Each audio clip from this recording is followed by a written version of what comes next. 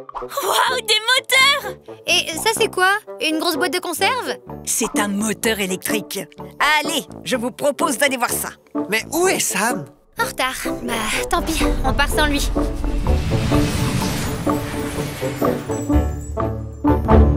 Nous sommes ici dans un bureau d'études où Safran développe les moteurs électriques Enginus. Oh, ouf, je vous ai retrouvé.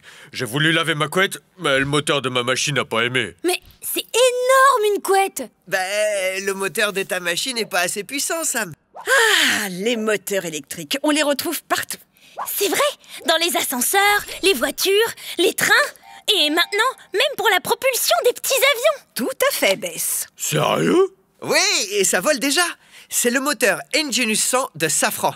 Et comme tous les moteurs électriques, il fonctionne grâce à l'électromagnétisme. Je sais! C'est de l'électricité et des aimants! Bien vu, Bess. Regardez, on prend un aimant, c'est notre rotor. Et pour le faire tourner, c'est simple. On le place dans un champ magnétique grâce à l'autre aimant en U que vous voyez là. Et il s'oriente en fonction. Oh, ça bouge. D'accord, Elliot, mais il tourne plus, là! Et oui, Bess. Pour créer un mouvement continu, on utilise l'électromagnétisme. Grâce à des bobines alimentées en électricité, on génère un champ magnétique tout autour de notre rotor et en alimentant ces bobines de manière alternative, notre rotor se met en mouvement et ne s'arrête jamais. Ça tourne vraiment, là? Mais c'est de la magie! Ah, cool. Mais si on en trouve partout des moteurs comme ça, pourquoi tous les avions sont pas déjà électriques? À cause du poids des batteries! Oui, c'est un des défis. Par exemple, une petite voiture électrique a juste besoin d'une batterie de 250 kg et de 50 kW. Alors qu'un avion de ligne a besoin de 10 à 20 mégawatts, soit jusqu'à 400 fois plus!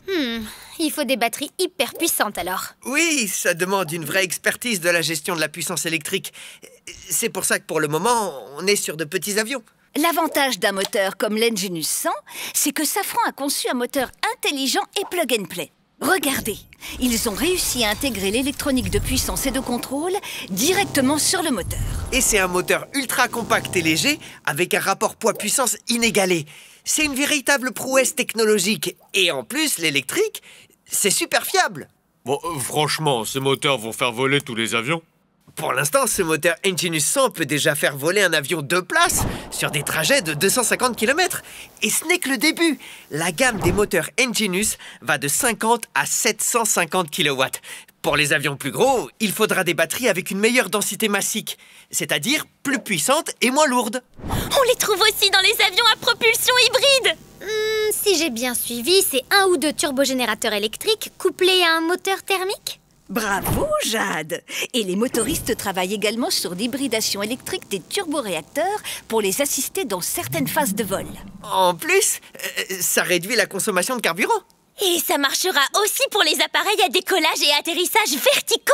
Bah, on a la tête dans quel sens alors si on décolle droit? Dans le bon sens, Sam! Pour tout cela, il faut maîtriser toute la chaîne. Le moteur, les batteries, la distribution et les harnais électriques. Safran, avec leur moteur ultra moderne, ils peuvent pas faire quelque chose pour ma machine à laver en rade? Ça me semble pas tout à fait adapté. Mais on peut te déposer devant une laverie sinon.